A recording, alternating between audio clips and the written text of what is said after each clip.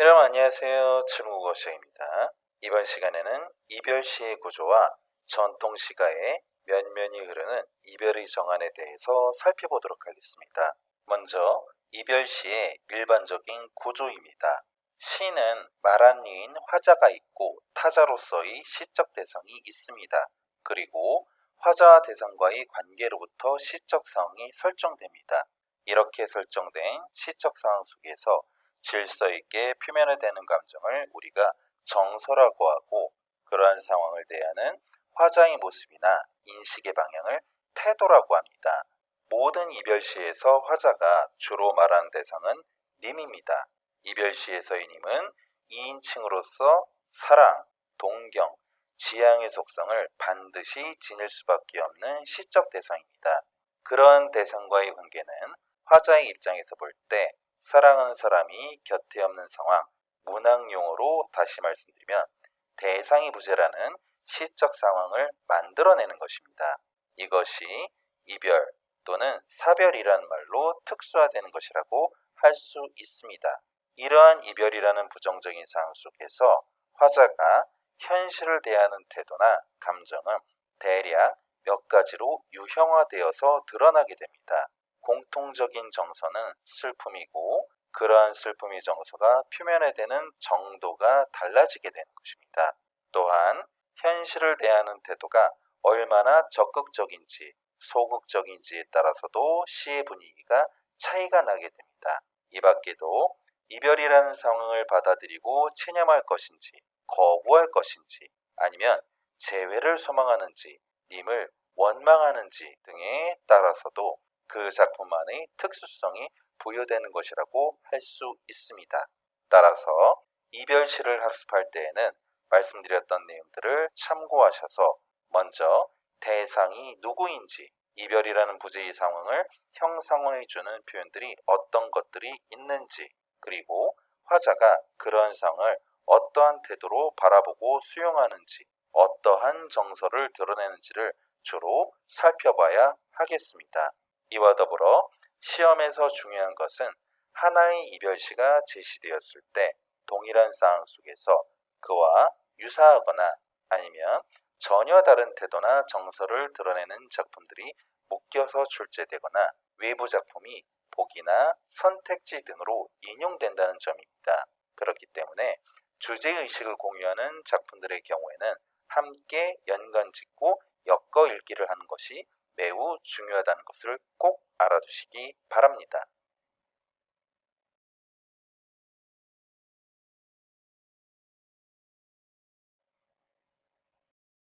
이별의 정원을 노래한 우리 시가에서 화자와 대상과의 관계, 상황의 특수성, 그리고 정서나 태도가 형성화되는 방식의 공통점과 차이점을 살펴보도록 하겠습니다. 이별의 정안을 노래한 고대 가요에는 공모도화가, 황조가, 그리고 정읍사가 있습니다. 공모도화가는 고조선 시대의 노래로 우리나라 최고의 서정시라고 할 수 있습니다. 여성 화자이고 남편의 죽음을 체념하고 슬퍼하며 자신의 만류를 외면하여 죽음에 이르게 된 남편을 원망하며 슬퍼하다 스스로 물에 몸을 던져 죽게 되는 작품입니다. 이미여 물을 건너지 마오라고 이야기를 하며 화자가 남편을 만류합니다. 님은 그의 물을 건너시네, 물에 휩쓸려 돌아가시니라고 해서 시적 대상인 남편이 죽음에 이르게 되었다는 사실을 확인할 수 있고, 가신님을 어이할꼬라고 네 번째 구에서 화자가 말하면서 사랑하는 님의 죽음을 체념하고 슬퍼하며 자신의 만류를 외면하여 죽음에 이르게 된 남편을 원망하고 있다는 점을 확인할 수 있습니다. 황조가는 이별시에서 드물게 남성이 화자로 설정되어 있습니다.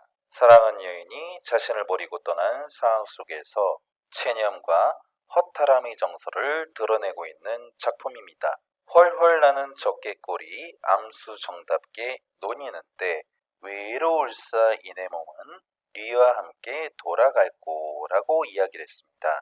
이 노래의 3구와 4구에서 화자의 외로움의 정서와 슬픔, 그리고 체념과 허탈함의 정서를 확인할 수 있습니다. 이러한 공모도화가와 황조가의 이별의 정화는 백제가요로 추정되는 정읍사로 이어지게 됩니다.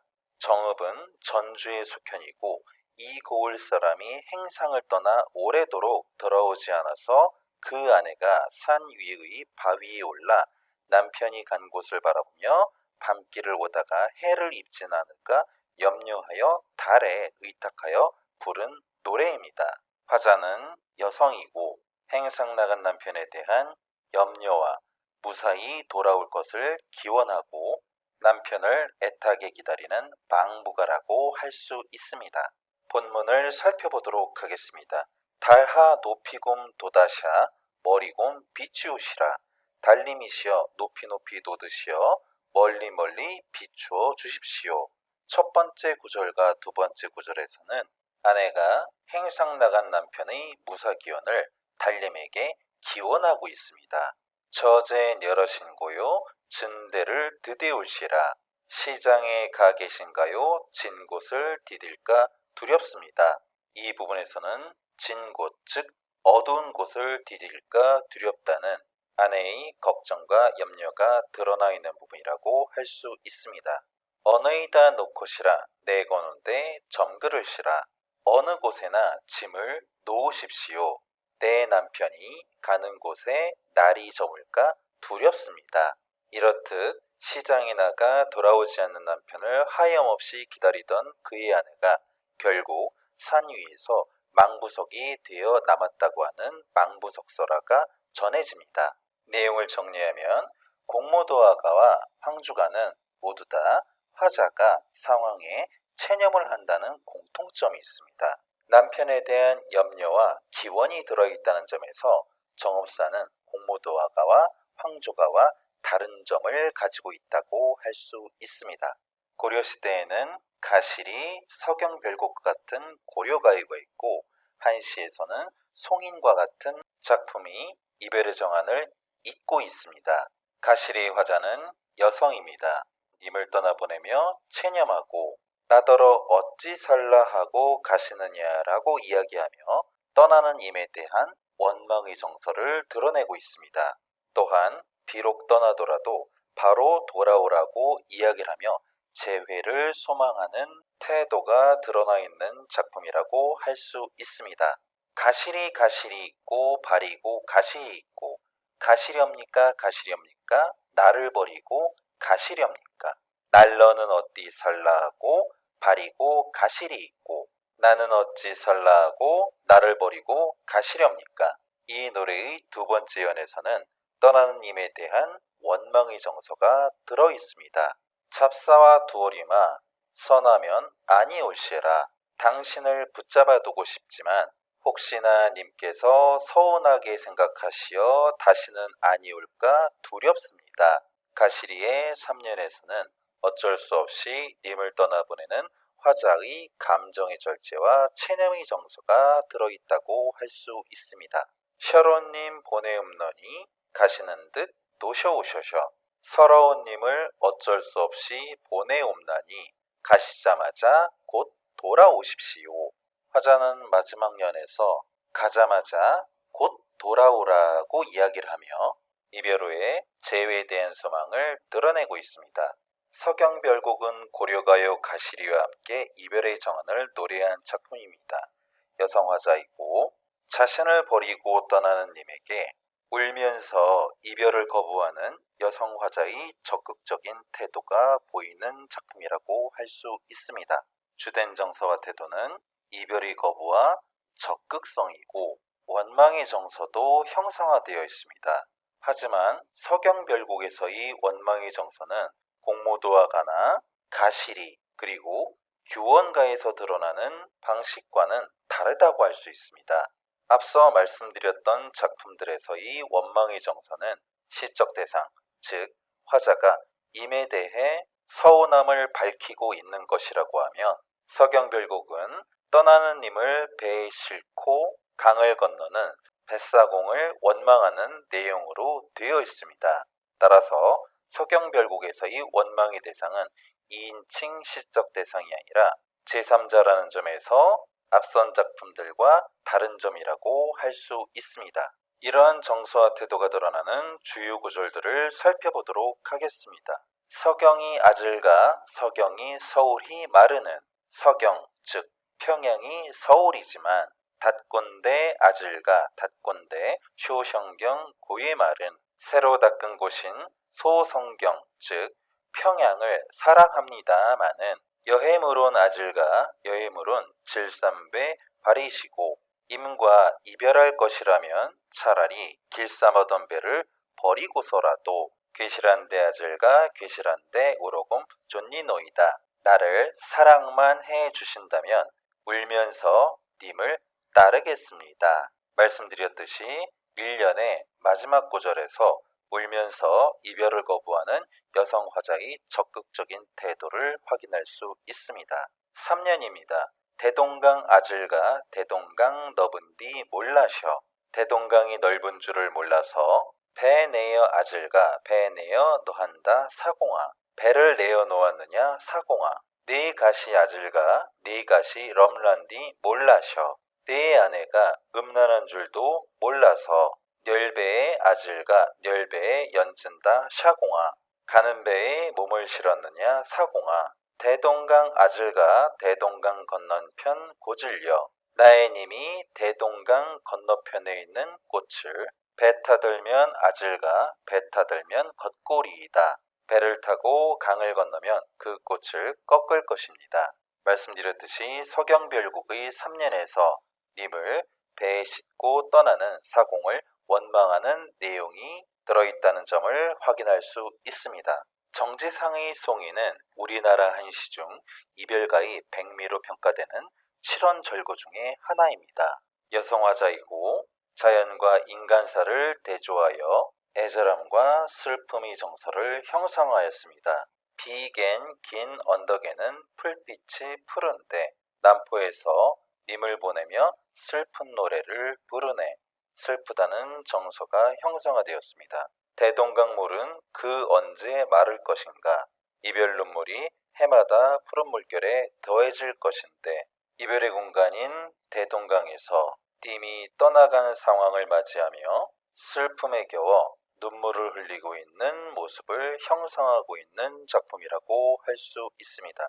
가시리에서는 체념이 공모도화가와 황조가의 체념과 유사하다고 할 수 있습니다. 또한 가시리에서는 다른 작품과는 달리 재회에 대한 소망을 밝히고 있고 임에 대한 원망의 태도까지 드러나 있습니다. 한편 시적 상황을 대하는 화자의 태도의 적극성의 측면에서 살펴본다고 하면 서경별국의 화자가 갖는 태도가 비교적 두드러진다고 할 수가 있고 원망의 대상 또한 제3자라는 점에서 다른 작품들과의 차이점을 확인할 수가 있습니다. 조선어로 넘어오면 홍랑과 황진이의 시조가 대표적입니다. 먼저 홍랑의 맷버들 가래 꺾어라는 작품을 살펴보도록 하겠습니다. 화자는 여성이고 이별의 상황 속에서 체념하고 떠나는 임에 대한 자신의 사랑을 소박한 자연물인 맷버들을 통해 형성하고 있는 작품이라고 할 수 있습니다. 맷버들 가래 꺾어 보내노라 님의 손대 산버들 중에 좋은 것을 골라 꺾어 님에게 보내니 자신은 창밖에 심거두고 보쇼셔. 주무시는 방의 창가에 심어두고 보소서. 밤비에 새잎꽃 나거든 날인가도 너기쇼셔. 밤비에 새 잎이라도 나면 나를 본 것처럼 여겨주세요. 소박한 자연물을 통해 임에 대한 그리움을 형성하고 있는 작품이라고 할 수 있습니다. 홍랑의 맷버들에서 주로 체념과 슬픔의 정서가 두드러진다고 하면 황진이의 동짓달 기나긴 밤에서는 떠나간 님에 대한 기다림의 태도가 들어가 있고 어저 내일이야라는 황진이의 시조에서는 임과의 이별 후에 임을 붙잡지 못했던 자신의 행동을 후회하며 임을 그리워하는 내용이 드러나 있습니다. 황진이의 동짓달 기나긴 밤을 살펴보도록 하겠습니다. 동짓달 기나긴 밤을 한 허리를 버혀내어 동짓달의 기나긴 밤의 한가운데를 잘라내어 춘풍 니불 아래 서리서리 넣었다가 봄바람 같은 이불 아래 서리서리 넣어두었다가 어론님 오신 날 밤이여든 구비구비 펴리라. 고운님 오시는 날 밤이 되거든 구비구비 펴리라. 이 노래에서는 님이 떠난 부재의 시간을 봄바람 같은 이불 아래 넣어두었다가 고운님이 오신 날 밤에 구비구비 펴겠다라고 이야기를 하며 님에 대한 재회의 소망을 드러내고 있습니다. 헌안설원의 규원가는 조선시대의 봉건사회 속에서 가정을 돌보지 않는 가장으로 인해 고통받는 규방여인의 한스러운 삶과 정서를 간곡하게 표현한 가사입니다. 화자는 여성이고 작품 전체에서 상황에 대한 체념과 자탄의 정서가 지배적이고 특히 성실하지 못한 남편에 대한 원망의 정서가 잘 형상화되어 있습니다. 또한 이러한 남편을 하염없이 기다리는 화자의 모습도 확인할 수 있습니다. 본문의 내용을 살펴보도록 하겠습니다.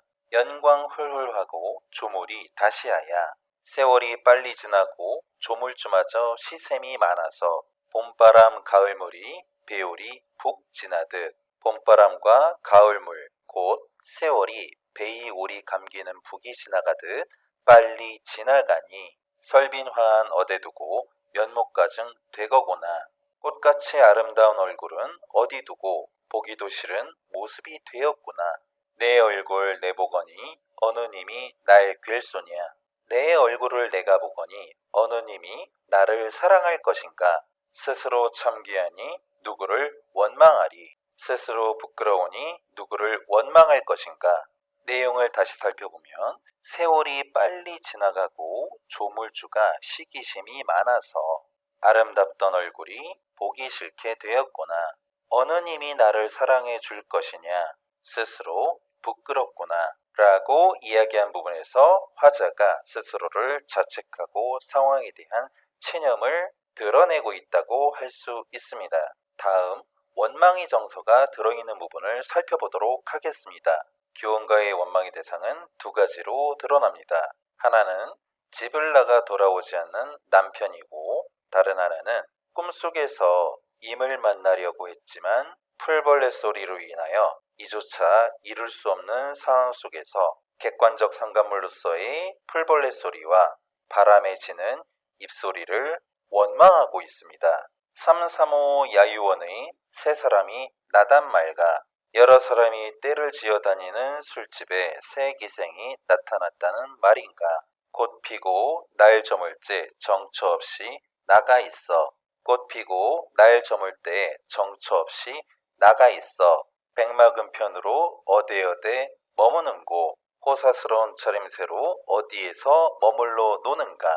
이 부분에서는 호사스러운 행장을 하고 술집을 전전하며 돌아오지 않는 남편에 대한 원망의 정서가 들어있다고 할 수 있습니다. 다음 구절을 살펴보도록 하겠습니다. 차라리 잠을 들어 꿈이나 보려 하니 차라리 잠이 들어 꿈에나 님을 보려고 하였더니 바람의 뛰는 잎과 풀 속에 우는 짐승 바람에 지는 잎과 풀 속에 우는 벌레는 무스일 원수로서 잠조차 깨어난다. 무슨 일로 원수가 되어 잠마저 깨우는가. 이 부분에서는 잠이 들어 만남의 공간인 꿈속에서 님을 만나려고 하였으나 바람에 지는 입소리와 풀 속에 오는 벌레 소리로 인하여 님을 만날 수 없는 상황이고 이러한 상황 속에서 객관적 상관물로서의 입과 짐승을 원망하고 있다는 사실을 확인할 수 있습니다. 천상의 견우직녀 은하수 막혀서도 하늘의 견우와 직녀는 은하수가 막혔을지라도 7월 7석 1년 1도 실기치 아니거든. 7월 7석 1년에 한 번씩 때를 어기지 않고 만나는데 우리님 가신 후는 무슨 약수 가렵관데 우리님 가신 후는 무슨 장애물이 가려졌길래 오거나 가거나 소식조차 끝쳤는고 온다 간다 하는 소식마저 그쳤을까. 이 부분에서는 7월 7석에 한 번 만나는 견우와 직녀의 처지와 비교하여 임을 만나지 못하는 자신의 처지를 한탄하고 있습니다. 또한 어떤 장애물이 가로막고 있기에 자신을 보러 한 번도 오지 않느냐며 임에 대한 원망의 정서를 드러내고 있습니다. 살펴본 바와 같이 홍랑의 맷버들 가래 꺾어도 상황에 대한 체념이 드러나고 규원가에서도 상황에 대한 체념이 드러난다는 점에서는 공통적입니다. 하지만 규원가에서는 공무도화가나 가시리에서처럼 원망의 대상이 자신을 버리고 떠난 님이라는 점에서 공통적인 반면에 꿈속에서라도 님을 만나려고 했으나 이를 방해하는 객관적 상관물로서의 잎과 그리고 풀벌레들, 즉 님이 아닌 제3의 대상을 원망한다는 점에서 볼 때 서경별곡의 화자가 3년에서 뱃사공을 원망하는 것과 유사한 상황이라고 할 수 있습니다. 함께 비교하며 확인해 두셔야 하겠습니다.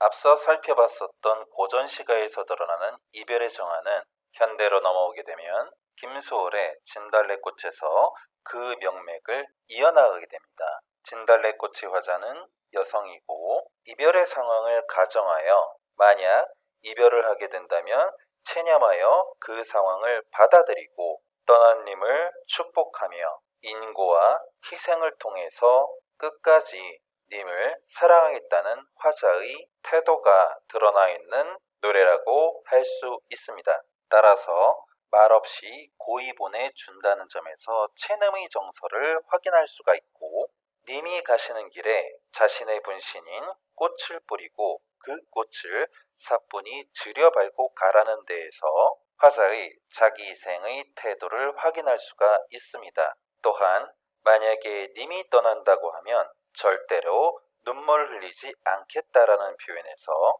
슬픔을 참고 견디겠다는 에이블비, 즉 인고의 태도를 확인할 수 있습니다. 본문의 내용을 확인해 보도록 하겠습니다. 나보기가 엮여 가실 때에는 말없이 고이보내 드리오리다. 이별의 상황에 대한 화자의 체념이 드러나 있습니다. 영변의 약산 진달래꽃 아름따다 가실 길에 뿌리오리다.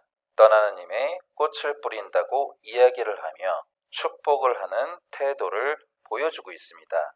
가시는 걸음걸음 놓인 그 꽃을 사뿐히 들여밟고 가시옵소서. 화자를 위해 꽃을 뿌리고 그 꽃을 밟고 가라는 표현 속에서 자기 희생을 통해서 사랑을 승화하고 있는 모습을 확인할 수 있습니다. 나보기가 역겨워 가실 때에는 죽어도 아니 눈물 흘리오리다. 만약 나에게 이별이 찾아온다고 할 때 절대로 눈물을 흘리지 않겠다라는 표현을 통해서 슬픔을 참고 견디겠다는 인고의 태도를 확인할 수 있습니다. 말씀드렸듯이 공모도화가, 황조가, 가시리, 홍랑과 황진이의 시조, 규원가로부터 이어진 체념의 태도는 현대시에서 김소월의 진달래꽃으로 이어져 있으며 스스로를 희생하고 슬픔을 참아내겠다는 태도는 전통문학의 면면이 흘러내려오는 보편적인 정서인 이별의 정환이 집약되어 있는 작품이라고 할 수 있습니다.